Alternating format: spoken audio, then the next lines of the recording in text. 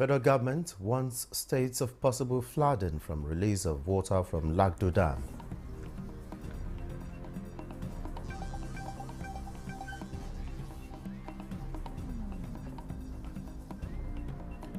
Nigerian Geological Survey Agency says earth tremors experienced in Abuja pose no threat to environment.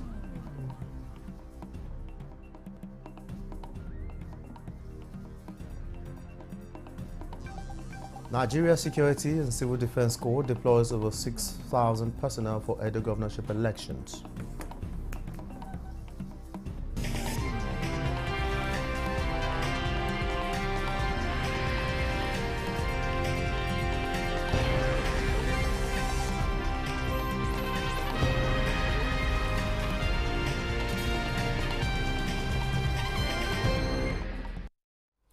Hello and welcome to the news desk at 3 on Nta News24. We are live in Abuja. I am on large day below. Federal government has issued alerts to all states that are contiguous to the River Benue system, as the authorities of the Lagdo Dam in Cameroon have informed Nigeria of a regulated water release starting from Tuesday 17 September 2024. In a statement by the Director General of the Nigeria Hydrological Services Agency, NISA, Umar Ibrahim Mohammed, the water released at the rate of 100 cubic meters per second is expected to increase gradually to 1,000 cubic meters per second in the next 7 days, depending on the inflow from the upstream Garau River, which is the main feeder into the reservoir and a major contributor to the Benue River. NISA warns government at all levels, especially states of Adamawa, Taraba, Benue, Nasarawa, Kogi, Edo, Delta, Anambra, Bayelsa, Cross Rivers and Rivers to step up vigilance and deploy adequate measures to reduce possible impact of flooding that may occur as a result of increase in flow levels of major rivers at this period. The agency also stated that it will continue to monitor closely the flow situation of the transboundary river Benue and national inland rivers by providing regular updates on water levels across major rivers to flood disasters. House of Representatives members have donated 100 million naira to Maiduguri flood victims.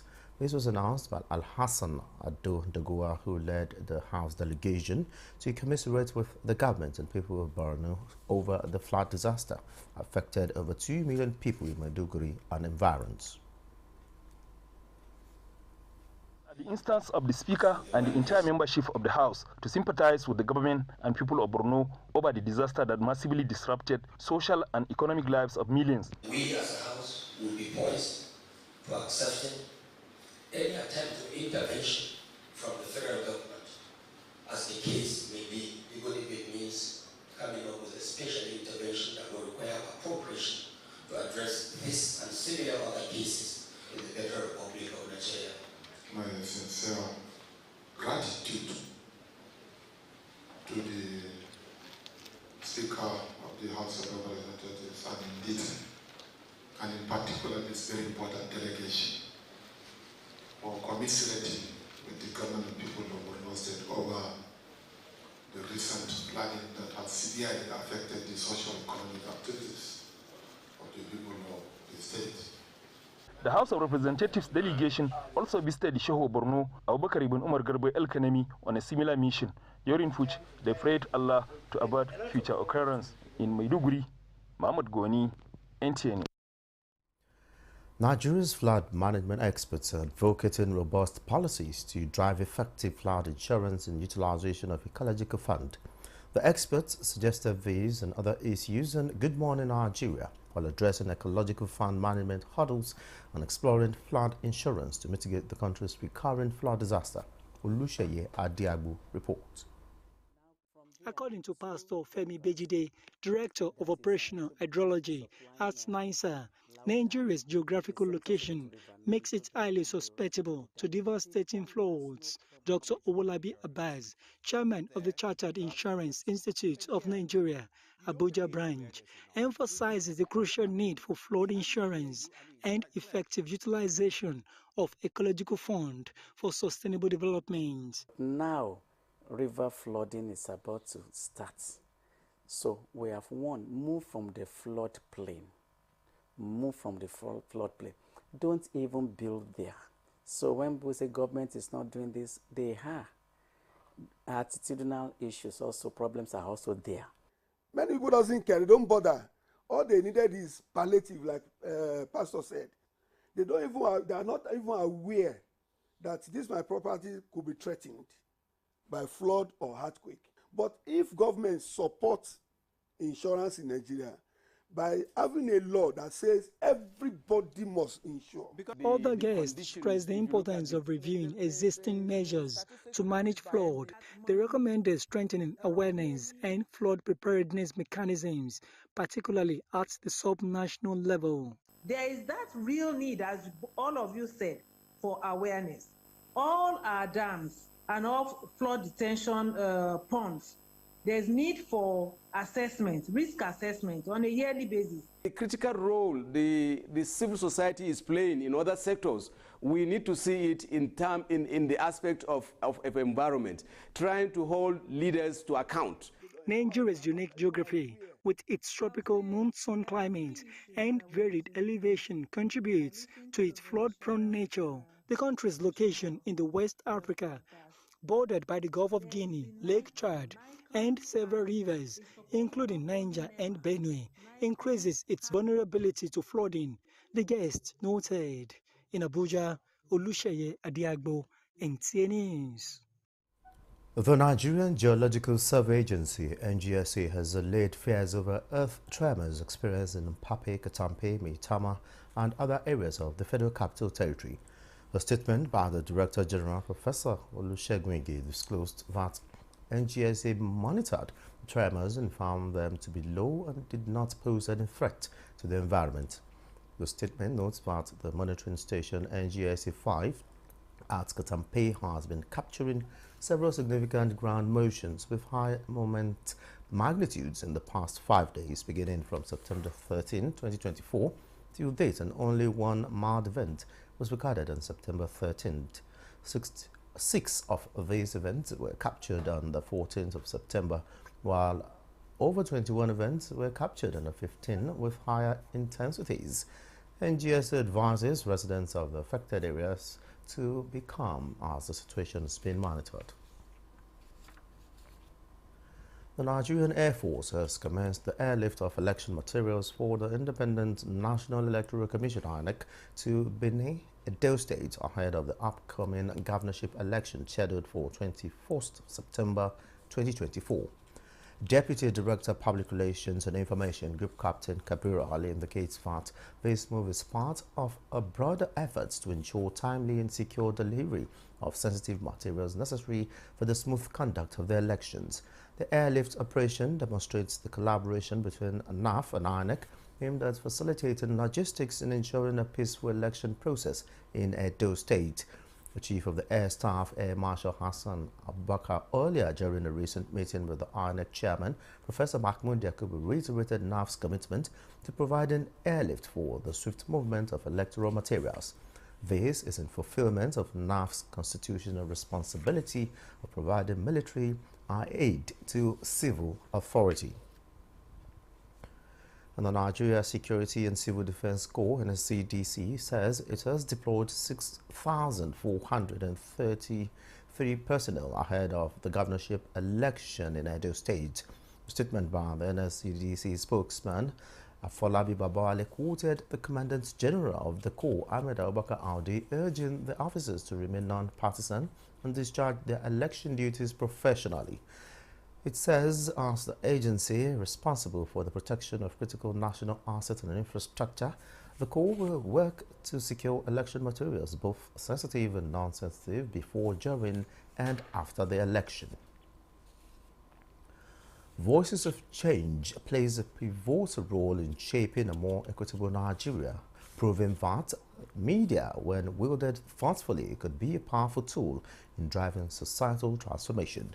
This resonated at the roundtable with media executives on gender equality and women's empowerment in Abuja. Our correspondent reports that the Director News, Halima Musa, stood in for the Director General of the Nigerian Television Authority, Saliu Abdelhamid Dembos.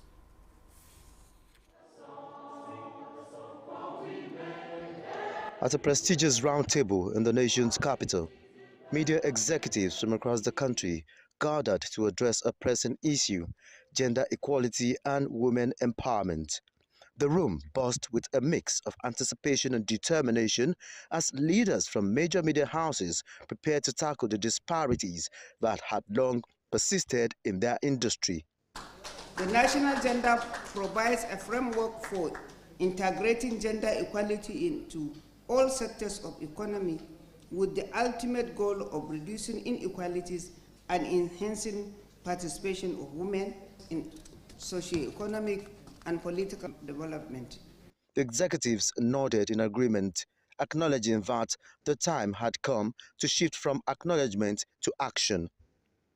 It will strengthen our partnership in escalating media advocacy to promote women's economic empowerment, prevention of violence against women and girls, expanding access to services, resources, technologies, and increasing women's representation and leadership along humanitarian development and peace nexus. It is an imperative for development. We cannot as a people, we cannot as a nation, we cannot as individuals collectively reduce women's issues to the back pages. I think the DG has demonstrated his belief and commitment to pushing women issues by putting women in decision-making positions. What we did, apart from what we've been doing as an association, was to commit ourselves to whatever decision was taken here today. That now we're just going to work with the UN Women and other relevant agencies towards achieving the lofty goals and objectives that were spelled here today.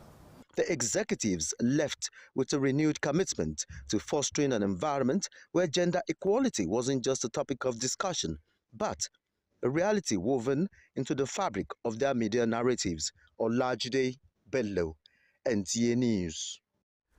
This is the news desk at 3 and Nta News24. Let's take a break now. More reports when we return.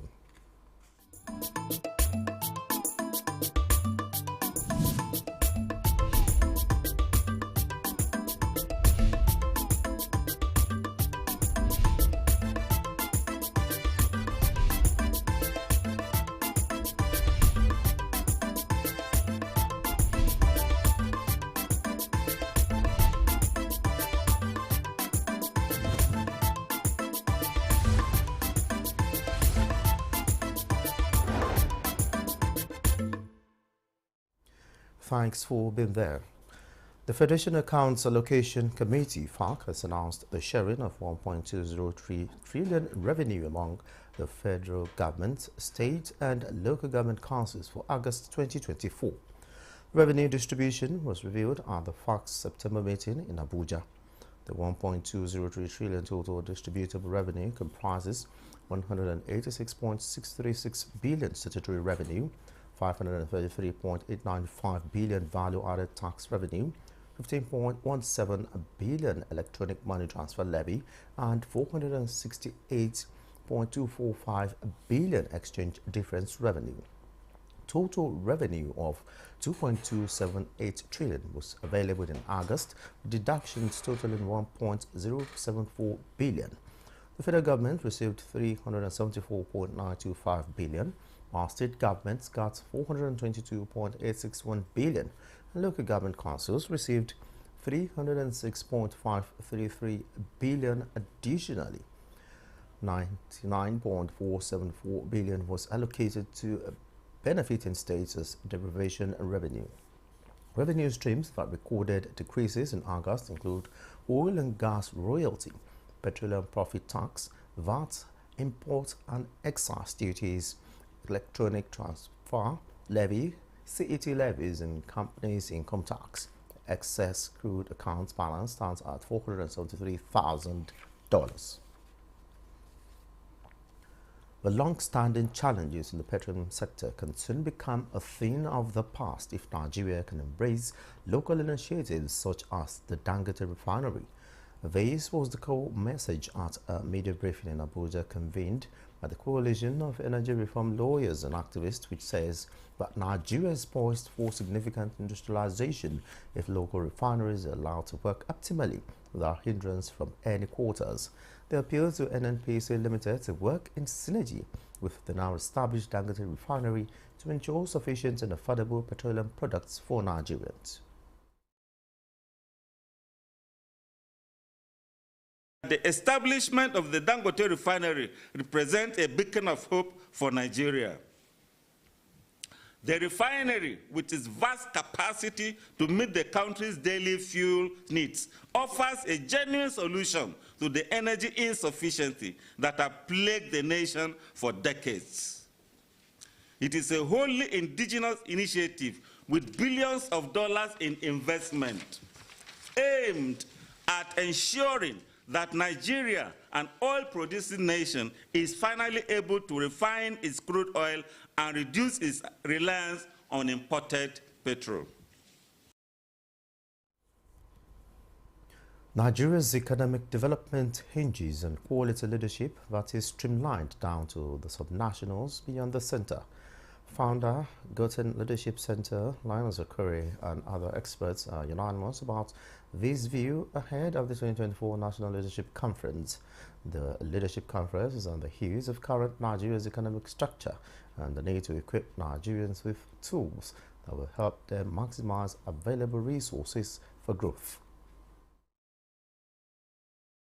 We need humans in Nigeria with sound leadership capital mindset so they can make decisions at their sub-levels, at different levels. And you can't solve poverty issues if your mindset is not innovative, if your mindset is not creative, if your mindset doesn't have capacity for value generation. If we are not having the paradigm of creating wealth, that means we are raising people that cannot sustain the economy of this nation.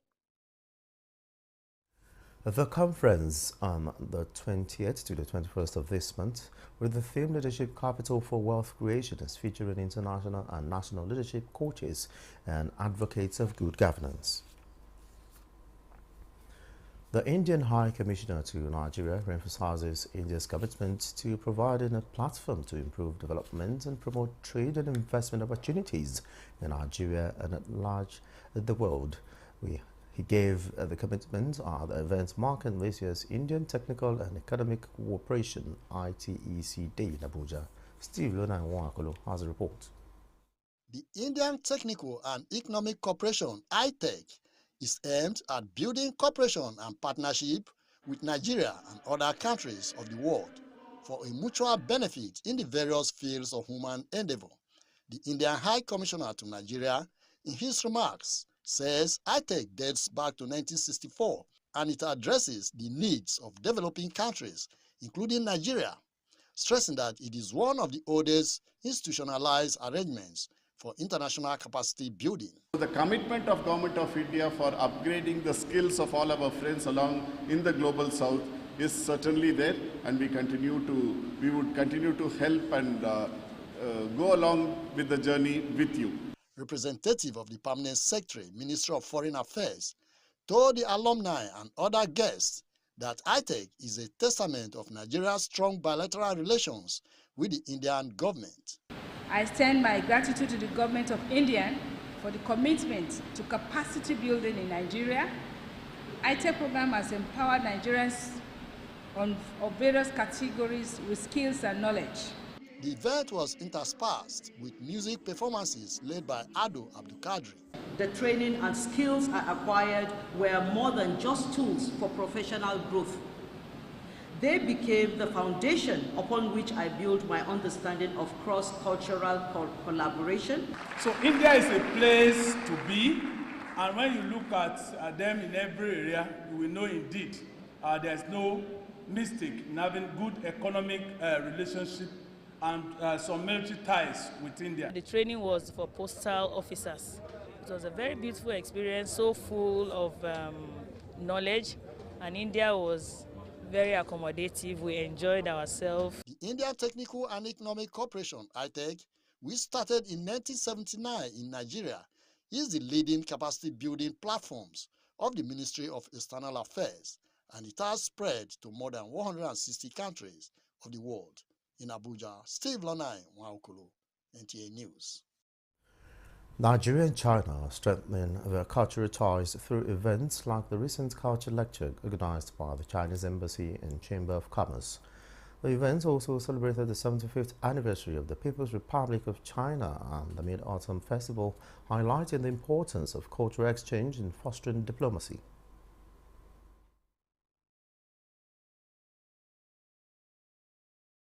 For this festival, in the autumn day, it's a harvest day. We harvest a lot, so we achieve a lot through our hard work. I think so it's very important. And for you to actually perceive the existence or prevalence of growth and development as attached to any developing nation or society is to look at the level of employment, level of poverty, and level of inequality. Since 1971 that we established diplomatic ties with China.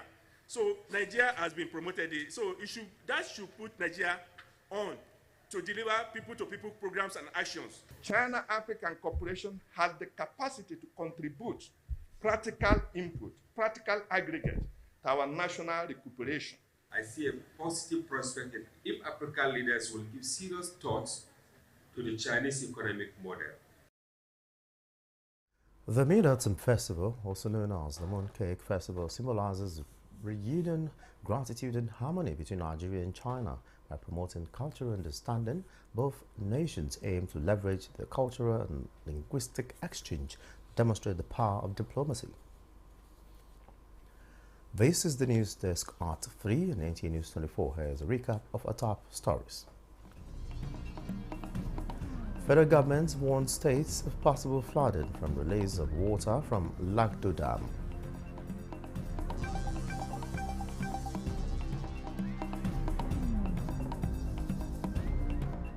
Nigerian Geological Survey Agency says earth tremors experienced in Abuja pose no threat to environment.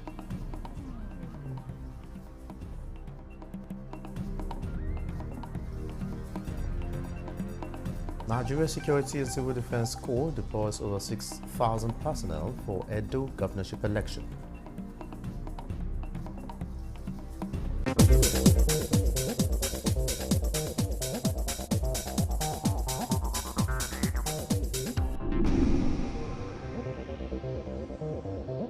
This is Nta News24. Many thanks for being there. Super Falcons defender Tosin Dumai ends contract with a women's French league side, and the Champions League makes a return under a new format. Let's join the Sport Desk for details.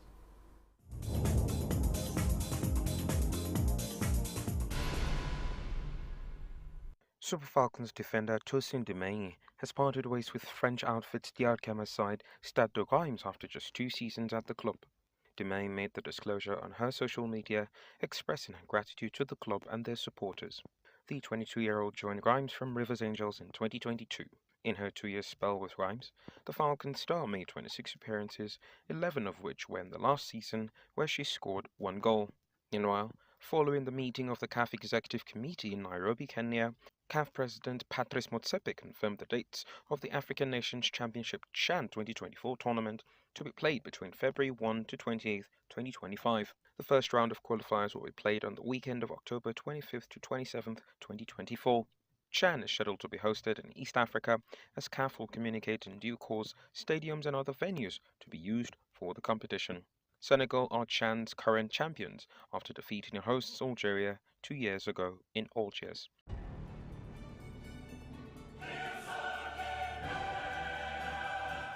And in the Champions League, Bayern Munich recorded the biggest scoreline of the new Champions League format with a 9-2 bashing of Dynamo Zagreb. Liverpool upset AC Milan away with an emphatic 3-1 win. Title favourites and defending champions Real Madrid had a 3-1 home win against German side Stuttgart.